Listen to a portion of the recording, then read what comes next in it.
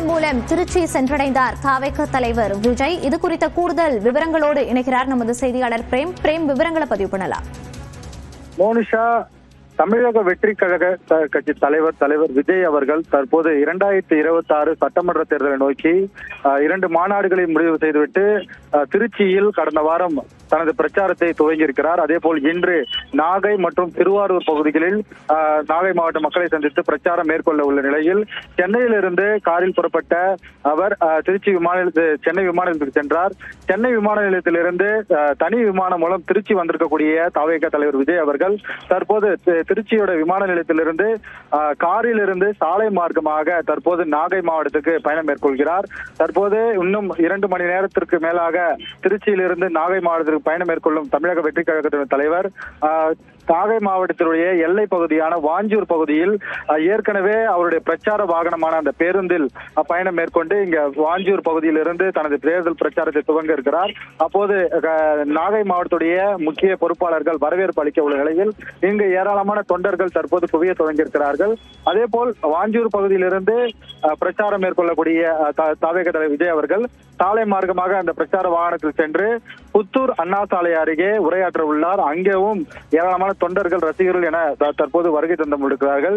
நாகை மாவட்டத்தில் பல இடங்களில் தற்போது பல்வேறு சாலைகளில் தற்போது இருக்கக்கூடிய கடைகள் முற்றிலுமாக அடைக்கப்பட்டிருக்கிறது.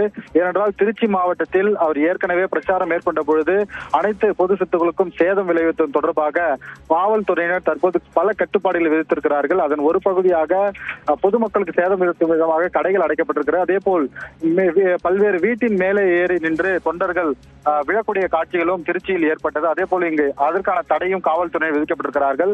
தற்போது தனி விமானம் மூலம் திருச்சி வந்திருந்த தாவேக தலைவர் விஜய் அவர்கள் திருச்சியிலிருந்து கார் மூலமாக சாலை மார்க்கமாக நாகை மாவட்டத்திற்கு பயணம் மேற்கொள்கிறார். அங்கிருந்து நாகை மாவட்டத்தில் 2 இடத்தில் பேச உள்ள அவர் பின்னர் நிறைவு செய்துவிட்டு மாலை 3 மணிக்கு திருவாரூர் சென்று திருவாரூர் பகுதியிலும் பிரச்சாரம் மேற்கொள்ள உள்ளார். மனிஷா, கடந்த வாரம் விஜய் பரப்புரையின் போது அவரது மைக் சரியாக வேலை செய்யவில்லை. ஆனால் இதற்கு பிறகும் இது போன்ற குளறுபடிகள் ஏற்படக்கூடாது என்பதற்காக கட்சி சார்பிலிருந்து மைக்கை கவனிப்பதற்காக தனி ஏற்பாடுகள் செய்யப்படுவதாக தகவல் வெளியாச்சு. அது பற்றிய விவரங்கள். நிச்சயமாக மோனிஷா, முதல் கட்டமாக திருச்சியில் கடந்த வாரம் அந்த தேர்தல் பரப்புரை வாகனத்தின் மூலம் பிரச்சாரத்தை துவங்கினார். அப்போது ஏராளமான சர்ச்சைகளும் தடைகளும் ஏற்பட்டது. குறிப்பாக நீங்கள் குறிப்பிட்டது போலேயே முதற்கட்டமாக மைக் வேலை செய்யாததால் அவர் பேச்சு ஒரு சில இடங்களில் பேச முடியவில்லை. பாதியிலேயே நிறைவு செய்துவிட்டு கிளம்ப வேண்டிய சூழ்நிலையும் ஏற்பட்டது. அதை முக்கிய கருத்தாக கருத்தில் கொண்டு தற்போது பொதுச் செயலாளர் புஷியானந்த் தலைமையில் ஒரு ஆலோசனை கூட்டம் போடப்பட்டு எங்கெங்கெல்லாம் ஆடியோ அந்த ஒளிபெருக்கி வைக்க வேண்டும், எந்த அளவிற்கு அது பாதுகாப்பு தன்மை உறுதிப்படுத்த வேண்டும் என்பது குறித்து ஒரு ஆலோசனை விட்டு அதற்கு முக்கியத்துவமாக அளிக்கப்பட்டு ஆடியோ ஒளிபெருக்கி என்பது அதிநவீன கருவிகளை கொண்டு ஏற்பாடு செய்யப்பட்டிருக்கிறது. இது ஒரு புறம் இருந்தாலும் திருச்சியில் ரசிகர்களால் ஏராளமான பொது சொத்துக்கள் சேதமளித்தது. அதாவது கடைகள் மீது ஏறி நின்று கடைகளை சேதப்படுத்தியது, பல்வேறு வீடுகளில் சேதப்படுத்தியது என பல்வேறு சர்ச்சைகள் ஏற்படுது.